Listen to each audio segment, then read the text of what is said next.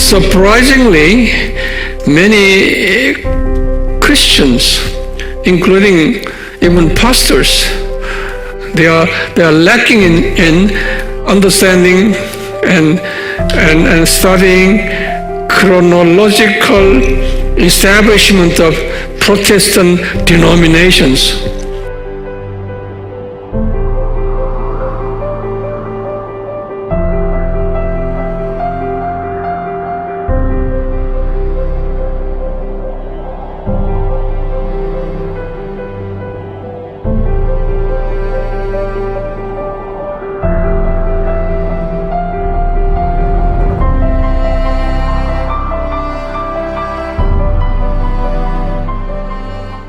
This time,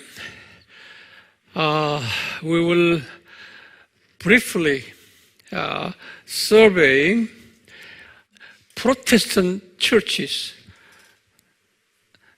in way of their denomination. Okay, after the Reformation, we want to know how Protestant denominations were established chronologically. Okay, we should know this. Surprisingly, many Christians, including even pastors, they are lacking in understanding and studying chronological establishment of Protestant denominations. Then I will give you very brief lessons on this, because you should know this, because this is the way that after you understand this structure, then you will understand how denominations have their own their theological positions. Okay. Now, first of all, here, Reformation was what year? Reformation was 1517. This is a turning point here, historical moment. You see, prior to the Reformation, Roman Catholics and Orthodox churches. Now, these people's view with respect to a salvation doctrine, okay, they were not Calvinistic doctrines. Their salvation doctrines somewhat universal. In other words, that God gave all Christians chances to be saved, conditional upon they should join their respective denominations. For instance, people should join Roman Catholics, then they will be saved. Okay? And people should join Orthodox churches, then they will be saved. That was their doctrine. Let me repeat, universalism. Okay, universalism means all human has a chance to be saved. But there was a condition. You should join our denomination. Otherwise, no salvation. Okay? Now, here, with that doctrine, Reformation took place. Now, the Protestant denominations, Protestant church peoples had carried that spirit. They carried the spirit. Okay? Now, here, first denomination, Protestant denomination, 6 years later, 6 years after the Reformation, Baptist people formed their denomination. So the Baptist was the first Protestant denomination. Okay? But that Baptist is called Anabaptist. Ana means again. What again? Yeah, you see, previous time, under the Roman Catholics and Orthodox churches, they sprinkled the water on people's head, okay? Sprinkling baptism. Now, these people, they were against that sprinkling baptism. They said, look at the Bible. Even Jesus was baptized, okay, immersed in the water. It's water immersion.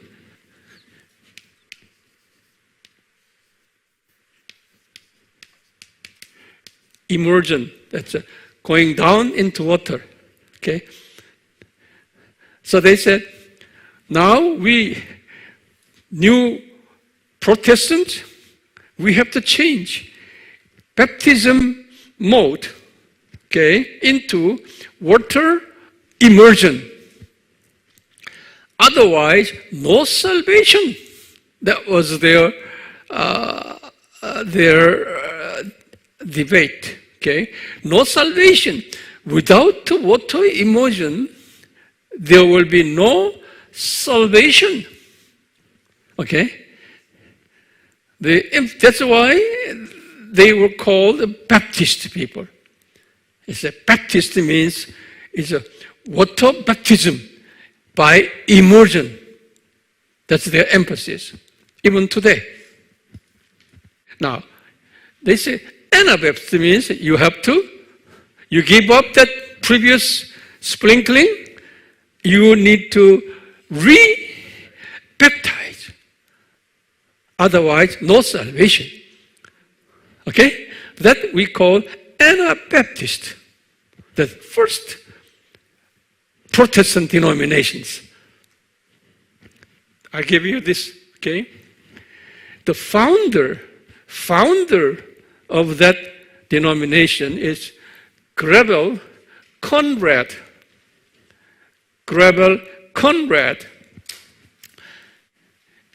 He was a Dutchman, Netherlands. It's a Dutchman, not Englishman. So today's Netherlands was the first denomination, Protestant denomination formed. Now, these Anabaptists has their doctrine. We theologians, they are General Baptist. General Baptist. Don't forget that terminology, okay? Now, later, we will study the particular Baptist. Where is it? Right here. The particular Baptist, they're different. General Baptist and particular Baptist. I'll tell you how do they different. Okay? General Baptist means it's Arminianism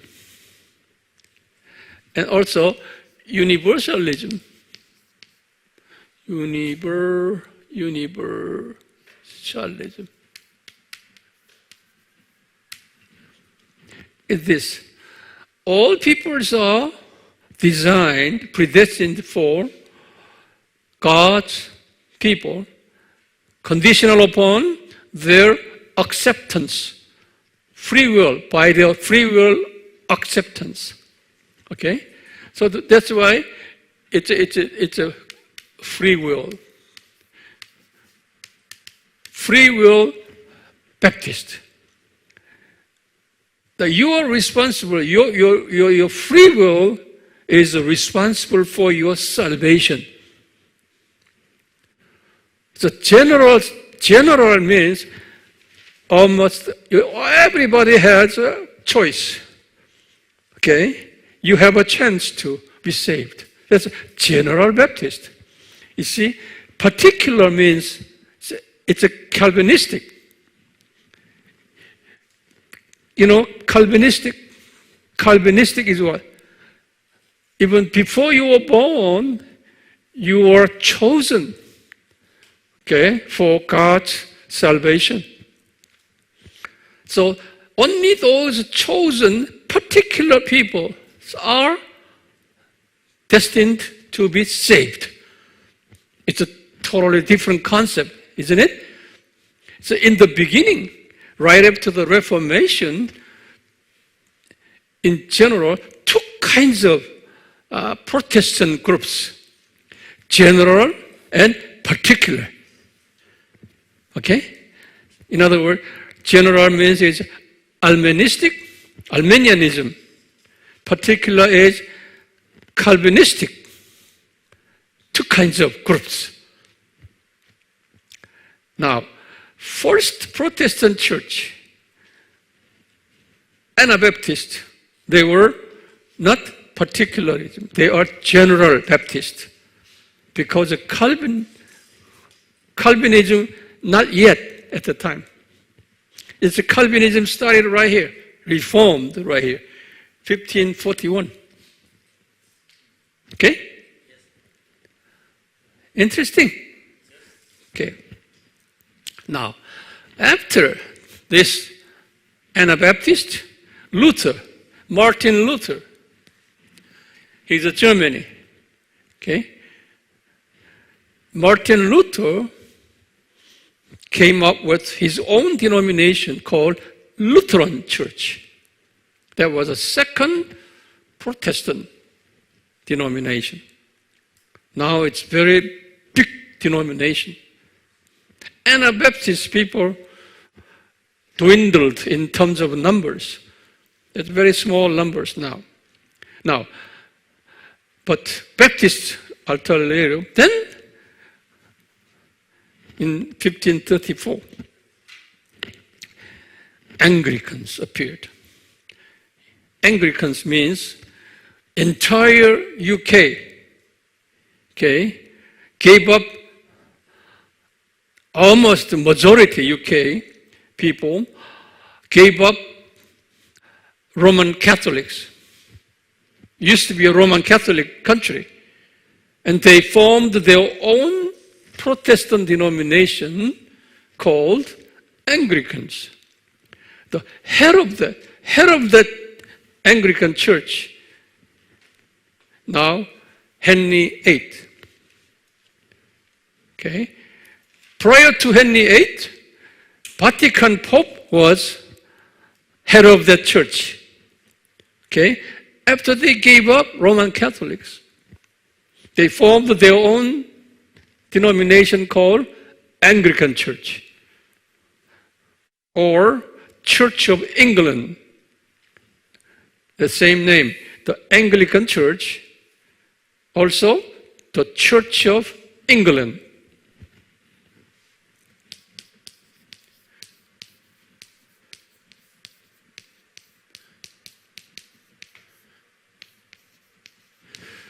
They also are general. They believe they are Arminianist people. Okay? General salvation.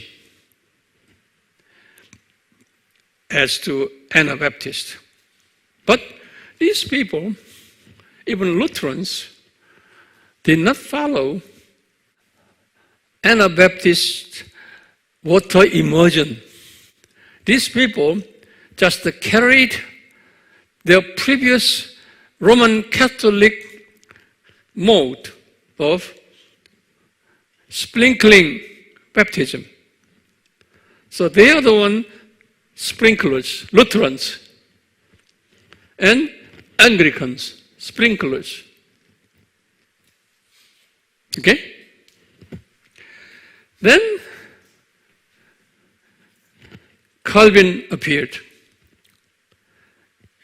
Calvin used to be a Roman Catholic theologian now, he appeared and he formed his own denomination,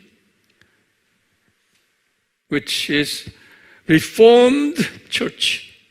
Reformed Church, 1541.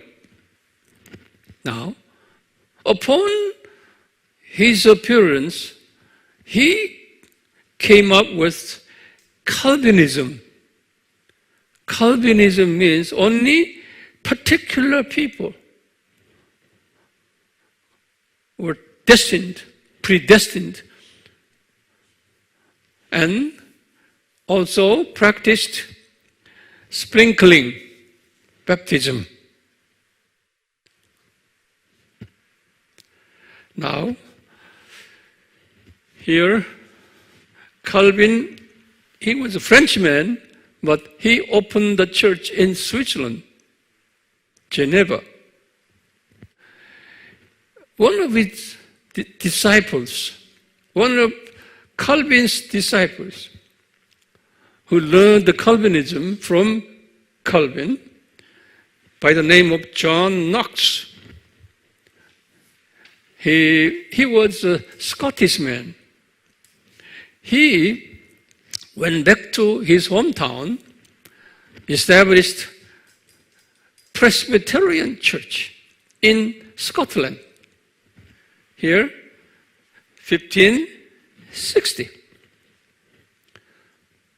So now, here, Reformed denomination and Presbyterian denominations, they all practices sprinkling, okay, but against general salvation.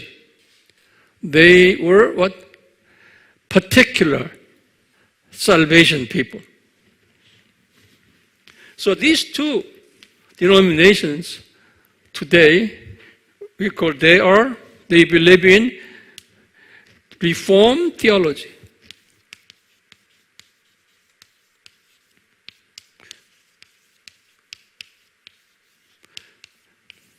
Reformed theology means Calvin theology.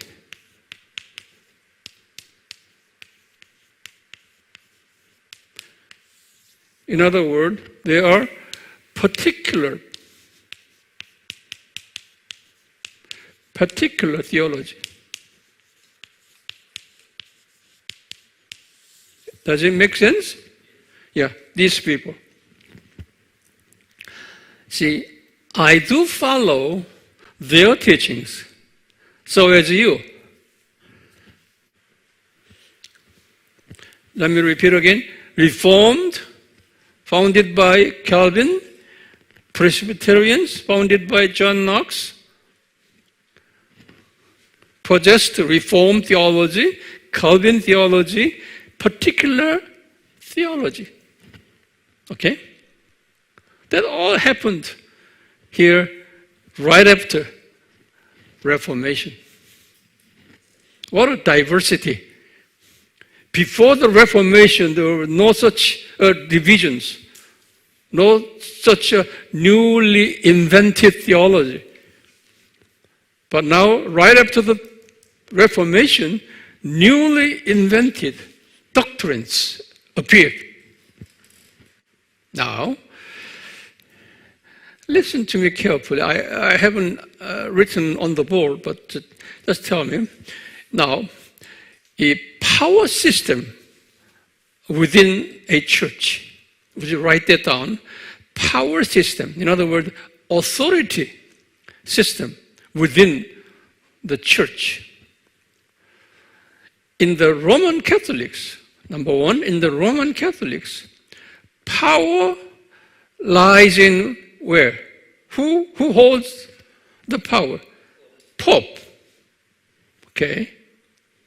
Now, so as Orthodox churches, power lies in their popes, but they don't call popes patriarch. It's a father. Okay, there we call it patriarch. So power lies in top person. Now, here, Anabaptist people, they brought down power to lower level. Baptist people, they believed church should be democratic. So power should not be held by even pastor. Power should be all the way down to general congregations.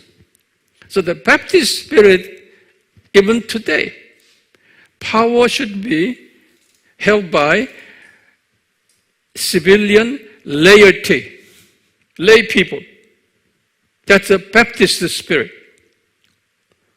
Now, Lutherans did not believe that laity power system. Lutherans also have their own high bishop. It's a bishop system, okay? But bishop would not have such a almighty power as the, Pope, but he will share some of his powers with his subordinate. It still is a bishop system. Anglicans, they went back to old Roman Catholic style. Okay, power lies in King of UK, England. Still today, power is in, who is it?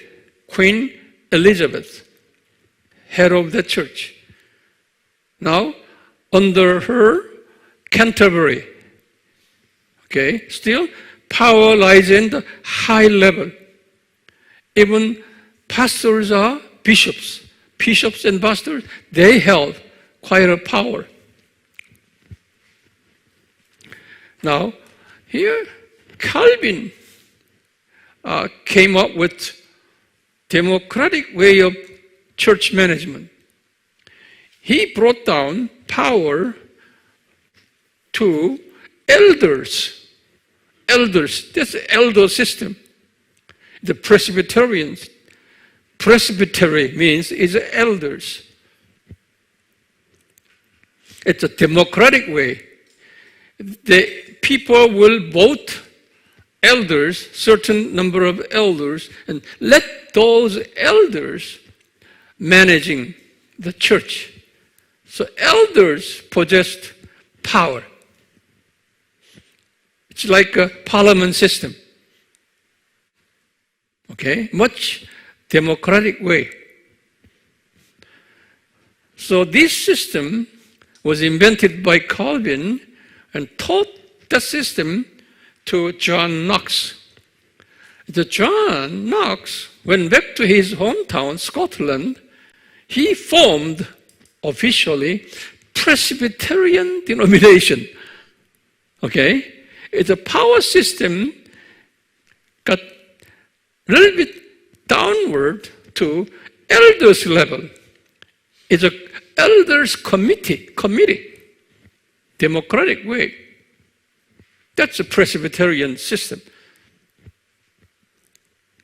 So decision-making process was held by these people.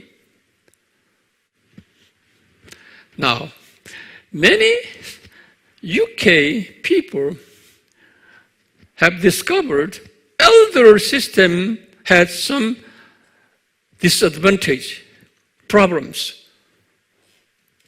Because those elders are so arrogant, holding power and authority. So many lay people disagreed with elder system. Those who were against the elder system built up their own denomination called Congregational Church. Congregational Church. As it said here, power should be within the congregations. So lay people should have power. that spirit is very similar to Baptist spirit. But Congregationalists did not agree with the Baptist water immersion. Because of the water baptism, sprinkling baptism issues, they got divided. Okay? Same congregations and Baptists, same idea. Power lies in where? At the bottom level. Okay? But because of the water baptism issues, got divided. What are divisions? Yeah, that's a human nature. Here, Congregationalists, some of them, among them were, we call Puritans. Puritans. Have you heard of Puritans? Yeah.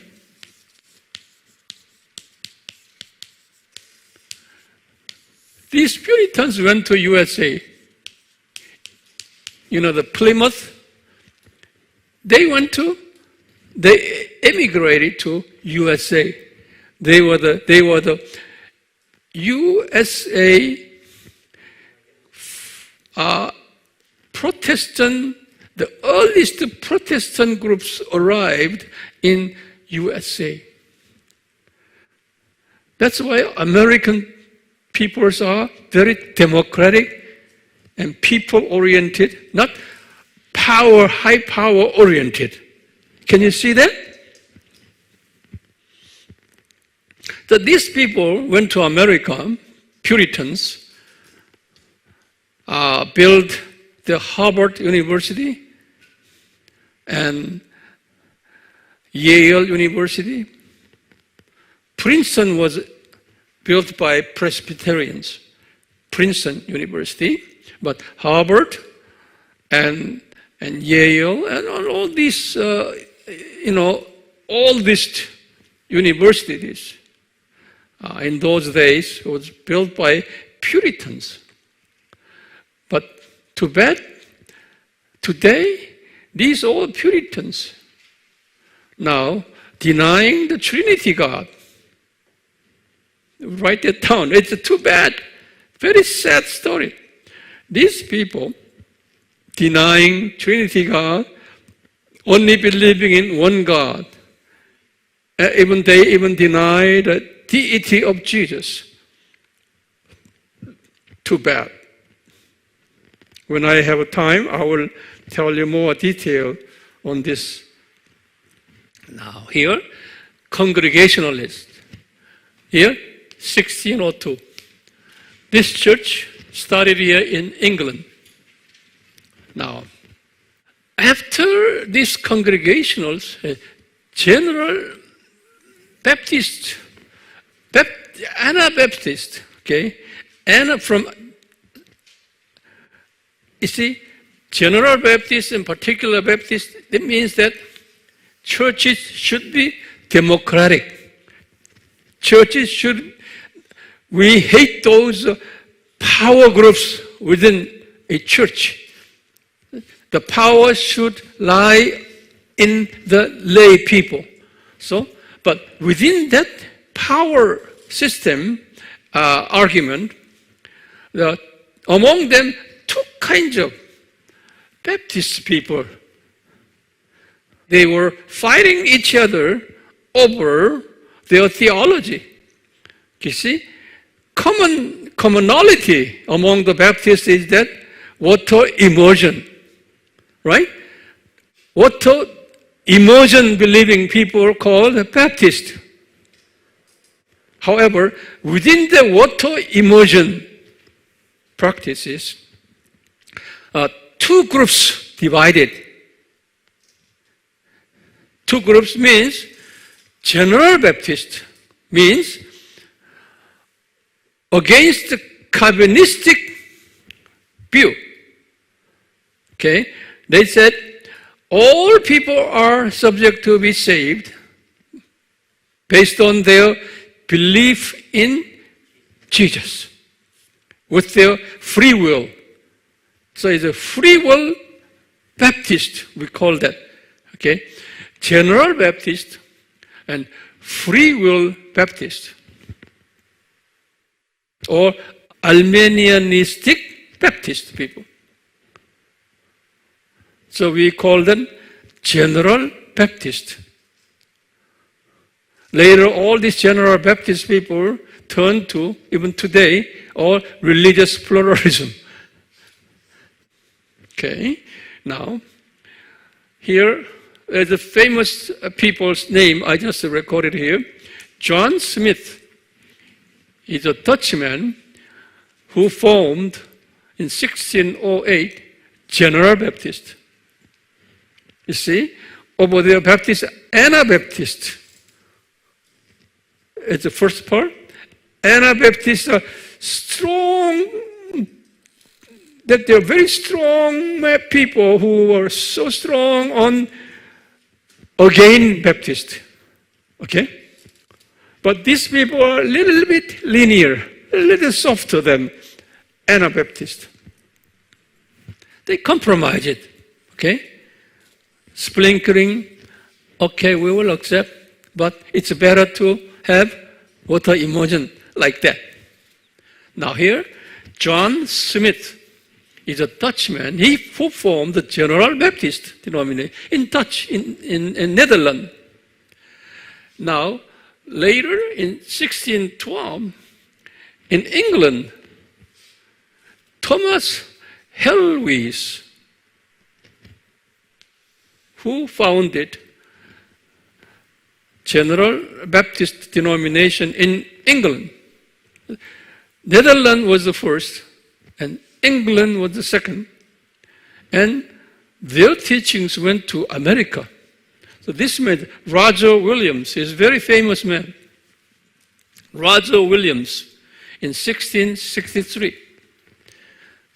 So these people, American Baptists, was started right there. So in America, two kinds of Baptists, General Baptist and Particular Baptist. In other countries as well. Now here, listen to me carefully here. In the meantime, you can see a particular Baptist denomination came to existence. Particular Baptist. But is this particular people, 1633. 1633. See here, General Baptist came into being in 1608 and 1612. Okay? Now, against their teachings, although you are Baptist, some of them possessed Calvinistic doctrines. Okay? Church historians call them particular Baptist people. The founder of the particular Baptist is Benjamin Keach, right? Keach, in England. And there's one famous man, John Bunyan. Have you heard his name?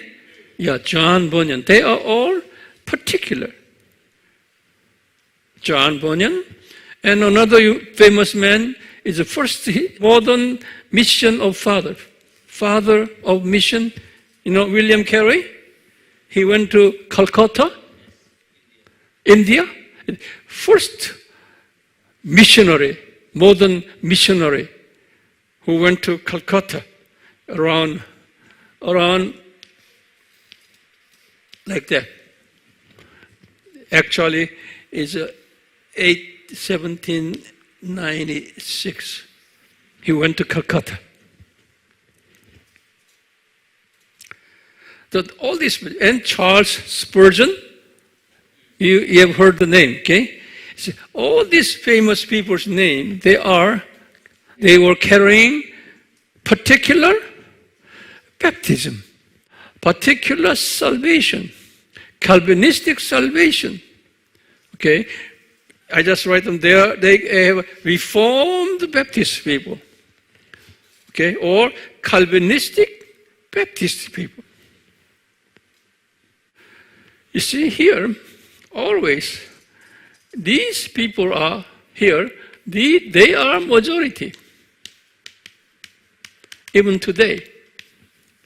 These people are, even within the Baptist, a minority.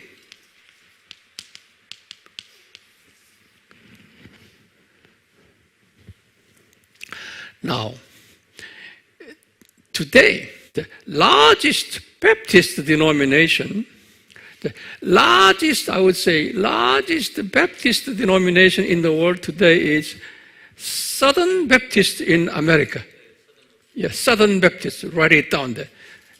The Southern Baptist in America is the largest Baptist denomination, even largest, second largest Protestant denomination. Now today, first largest Protestant denomination is the Assemblies of God. Today, they came late. However, within the Southern Baptists, there are two groups. Tell me in what way? General Baptist people in there and particular Baptist people are in there. Okay? The General Baptist people are, now they turn to religious pluralism within church, within the Baptist denomination. So they joined WCC, liberal people. Now, within the denomination, this particular Baptist people, they are evangelicals. General Baptists are not evangelicals, they are liberals. Okay? Although Baptists, two kinds. More liberals than evangelicals. That applies to your country. You will see missionaries from America, out of Baptist. You can see two different kinds of missionaries who possess different view on salvation. So you should be able to distinguish as we study historical stories right here. Now, you see the next, it's about 150 years later. Latecomers is Methodist. How many years after? In 1744, so it's about 200, around 30 years after the Reformation, Methodist was formed. Okay, it's these Methodist people. They are general people. Methodism. Okay, Universalism people. They are against Calvin's teaching.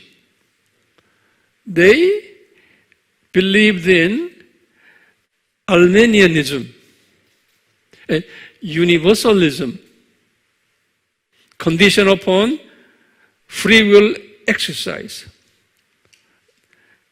Okay? Here, John Wesley, this man here, formed Methodist. So these Methodist people, they were very strict people, forcing their people to follow Bible teachings straight in the area of lifestyle. That's why it's called Methodist. Method. You follow strict teachings of Bible teachings. So you pray, Bible study, and holy life, okay, away from worldly teachings. You should be very pure, the holy people. So I would say holiness movement is a Methodist teachings. Not only that, you should be diligently enough to share the gospel to save people. So very much evangelistic oriented denomination. Very sound denomination. But today, those Methodist people got joined religious pluralism with WCC. Why? Because of their general salvation view. You see? So his general salvation view is very poisonous. They believe here religious pluralism teaching is what? Salvation beyond Jesus Christ. Whoever believes in their own religion, you are subject to be saved. It's too much generous to other religions. Okay, now here, John Wesley, in English people, now about 100 years after, now it's a modern denominations came. Here, 1843, Seventh-day Adventist people. Ellen White in America. I don't want to say much in this particular denomination today. Some of these people take this as heretic cult. Okay? Now, after this is a late 19th century here, Salvation Army came out. Salvation Army, it's a part of Methodist. Out of Methodist, some people under the William Booth leadership in England, Salvation Army came. Emphasis on social service, seeking for helping the poor people, underprivileged, and some sick people. That's why they built hospital and schools. It's a social, gospel-oriented group. Now, today, they join WCC. Okay? Now, upon that, all these churches, pros and cons. Now, new so-called Holy Spirit movement started. It's a charismatic groups appeared in America near the 1900. Okay, it's 1886. The first charismatic people, these people in Church of God, Cleveland. It's that always you have a fixed Cleveland, Ohio. So Church of God, Cleveland. Even today, it's a big denomination. Charismatic people appeared. Okay, these people. Within that people, two kinds: general charismatics and particular charismatics. Are you with me? Yeah, within that charismatic people. So many people out of these conventional existing denominations who were seeking for new movement, Holy Spirit movement, transferred themselves to that newly found denomination. So that particular denomination was mixture of all churches, all denominations, formed new denomination, charismatic movement. Okay. Also, out of the charismatic movement, later in 1914 is a year of the World War First. World War First. Out of the turmoil, okay, society turmoil and World War I, a new charismatic group formed their own denomination called Assemblies of God. You know AOG, AG? We called it AOG. Your country has that, okay? Assemblies of God formed. Today, the Assemblies of God now became the largest Protestant denomination in terms of membership. Because that movement spread it all over Africa and Asia, even South and South America. So today you can see those assemblies of God belonged denominations and churches are large members and big churches in your countries. Some independent denomination people's practices, their worship style, like Assemblies of God or charismatic people. That is the very attractive way of today's worship style, away from traditional